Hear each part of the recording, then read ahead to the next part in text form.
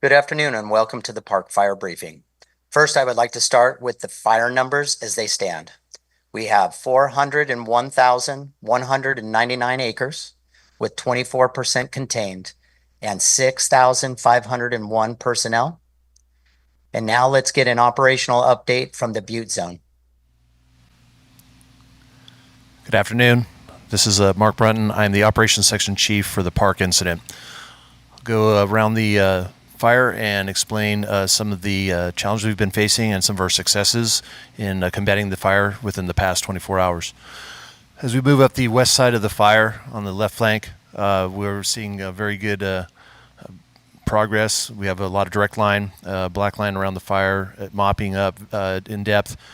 So that's looking very good all the way up to the Highway 36 corridor. There are some pockets that with some heavy fuels loading that we are continuing to mop up and monitor and have secondary line put in. And that's usually in the area of Antelope and Little Antelope Creek is one of those areas. However, for the most part, it is looking extremely good in there, and we have had a lot of success. As we go around the top of the fire and start heading down towards the Mill Creek drainage, that is one of our biggest challenges. From basically the Highway 36 corridor all the way down to the Mill Creek drainage, we do have direct line in, continue to improve that line, and have had a lot of success completing that. That got completed late yesterday afternoon, moving all the way to the rim of the drainage. Having just taken a recon flight into that area and flying the drainage, looking for areas of opportunity to cut the fire off within the drainage, did find that there are a number of areas within the drainage that has fire well established into it. With the conditions, it isn't burning intensely or rapidly because the lid is on the fire with the inversion and the smoke layers. So once that lifts, we would anticipate that there's going to be an increase in the fire behavior and activity. During this time, we're taking advantage of the moderated fire conditions so that we can direct attack the best we can. However, this is a very steep, deep, wide drainage. More of a gorge than a creek drainage.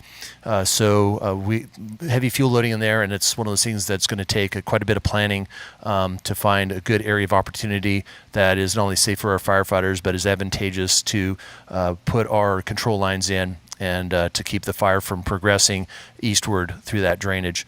On the north part of that drainage, crews are, now that they've come to the rim, are making their way up the drainage on the top of the plateau, moving parallel, constructing line within that area.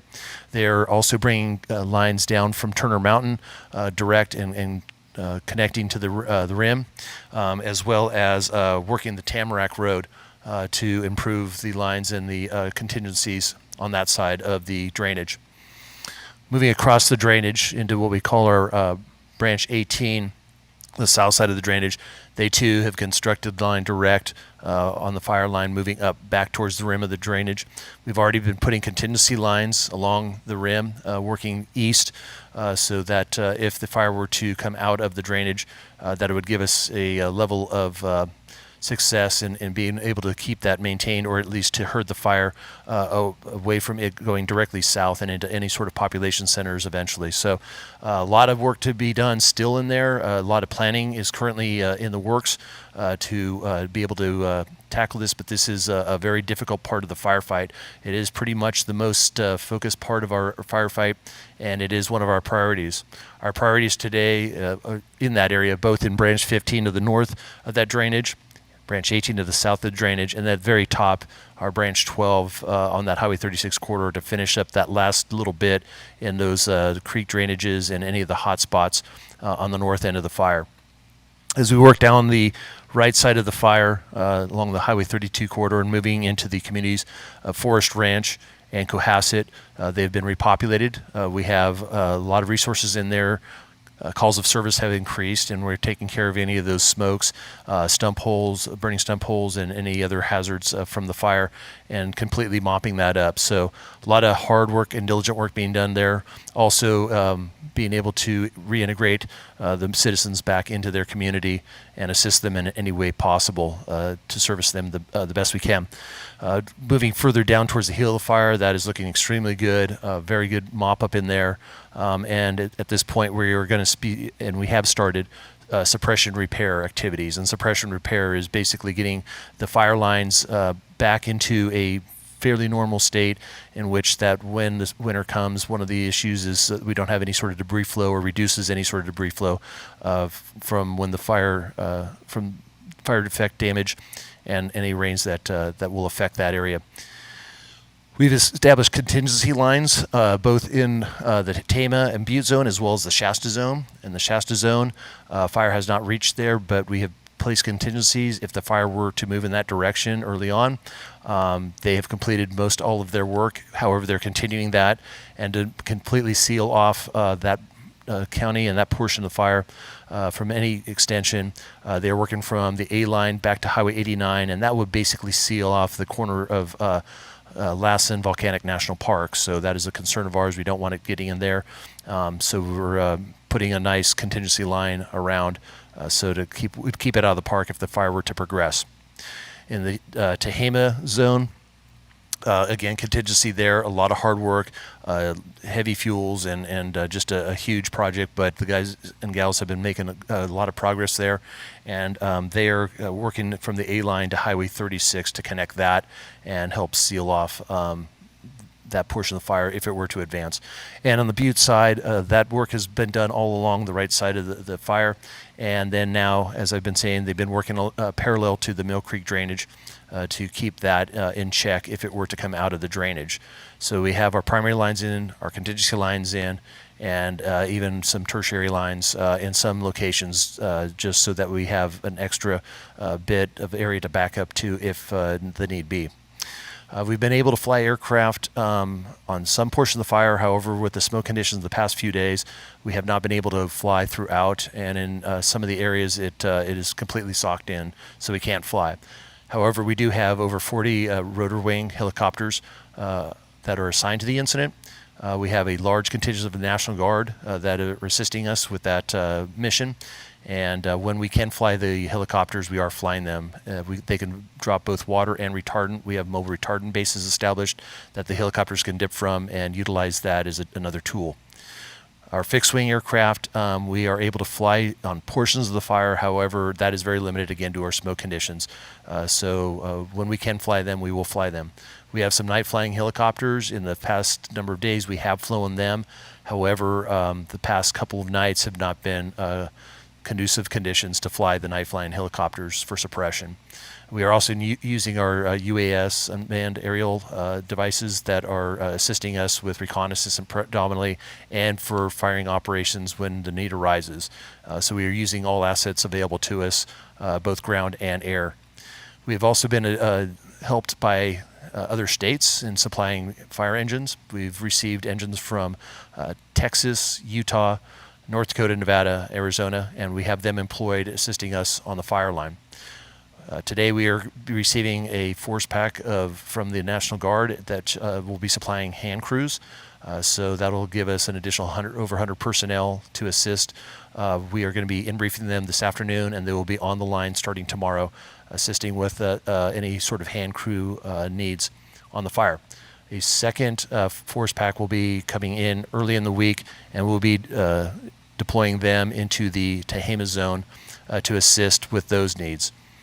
Overall, we were making excellent progress compared to a week ago with this fire, over 400,000 acres. Huge fire, a lot of work that needs to be done still, but a tremendous amount of work that has been done. And the firefighters have done an excellent job in taking care of something that is one of California's in the top 5 most destructive fires.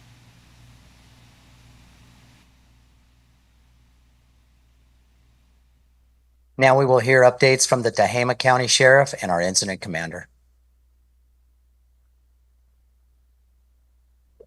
Good afternoon, Dave Kane, Tehama County Sheriff. We made a major jump forward today here in Tehama County after consulting with the Unified Fire Command based on the current condition of the status of the fire. As a result, we were able to begin the repopulation process of the communities of Dale Station, Manton, and the Ponderosa Sky Ranch. The road closure that was at Highway 36 and Hog Lake has been moved to Highway 36 at the Meadowbrook Ranch, just west of Paynes Creek. At that location, traffic will be limited for any entry into the fire zone except to Ponderosa Sky Ranch residents and only with proof of residency. The residents will be escorted by the sheriff's office staff to the Ponderosa Sky Ranch. I want to remind the people of the Ponderosa Sky Ranch, everywhere surrounding the Ponderosa Sky Ranch is still under order, so you must stay in Ponderosa Sky Ranch proper. These measures are needed for the ongoing roadway repairs by Caltrans, other work crews, and areas in the area and firefighting efforts going on Highway 36. Both Manton Road and Wilson Hill Road are open, accessing the town of Manton. Lanes Valley Road will be closed on both sides to any through traffic due to its narrow width, ongoing firefighting work, and work crew traffic on the road. For reference to the Genesis map regarding these reductions, the following zones have been reduced from evacuation orders to warnings: 410, 412, 414, 416, 418, 420, 422, 424, 426, and 428. Please take note that these are reduced to a warning only. Be prepared and ready just in case the circumstances were to change significantly where you would need to evacuate again.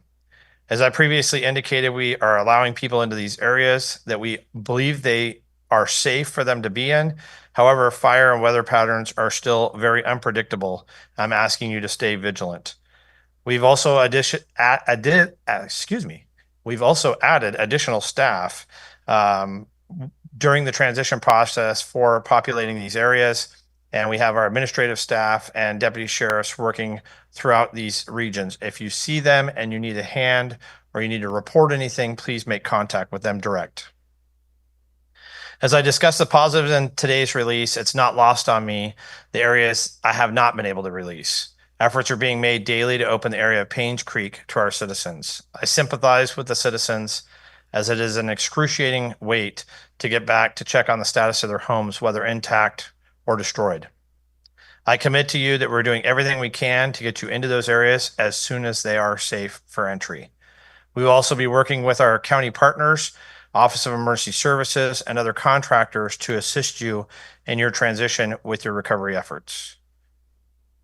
Also apparent from the press release is the fact of the communities of Mill Creek and Mineral, they still remain under evacuation order. The fire conditions have not improved in these areas and will not allow us to change those conditions as it's still not safe for citizens to be in these areas.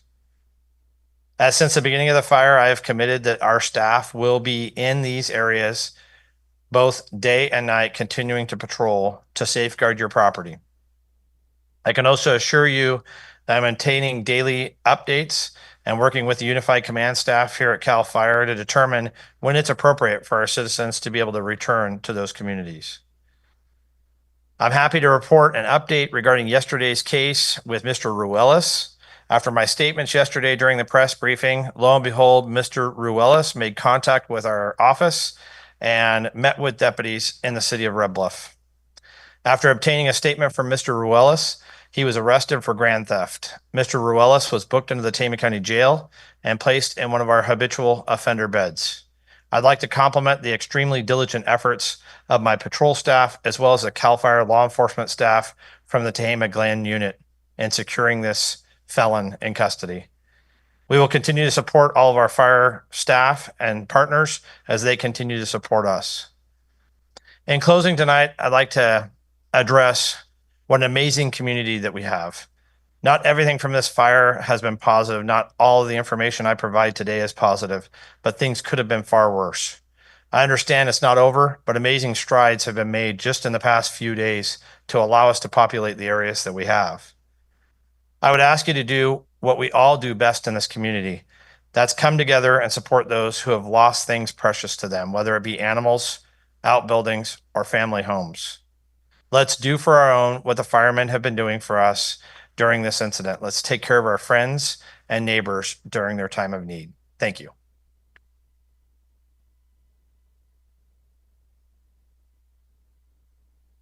Good evening. My name is Dusty Martin. I'm one of the incident commanders for the park incident. As you heard at the beginning of this press brief, our acreage of the fire today is 401,199 acres. That's 52,937 acres in Butte County and 348,262 in Tehama County, which marks this as the fourth largest fire in California's history. Our personnel that are on the fire, working hard on the fire lines, have grown up to 6,501. We have 127 hand crews, 493 fire engines, 195 bulldozers, 153 water tenders, and 45 helicopters, all working in unison to bring this fire to containment. As you heard from our operations section chief, Chief Brunton, the bulk of the fire is looking much better than it has in the days past. That Upper East Side is still causing us some troubles with the deep canyon that the fire's in, and I can assure you there's a large number of firefighter personnel up in those two branches that are working extremely hard 24 hours a day to find the opportunities to bring containment to that side. As the sheriff spoke today, we were able to have some repopulation into some areas that have been evacuated for some time. That is due to all the hard work that has gone in by all the firefighting personnel and our law enforcement partners to get to that result. I do ask that you stay vigilant, stay tuned with information as the conditions of this fire can change. Please drive slowly in the areas as we have an abundance of fire equipment, contract personnel working in the area to try and restore the communities back to some bit of normalcy. There will be folks in the area working 24 hours a day, working on the hot spots in the communities that have been repopulated to ensure those are all cooled down. But please drive slowly and be alert for the folks that are out there working. We will continue to work around the clock until we can get this fire completely contained. And then I ask that you continue to follow us on social media, follow the CAL FIRE websites. For the folks that are in warnings, be prepared to evacuate if necessary, if those warnings go to orders. Thank you and have a good night.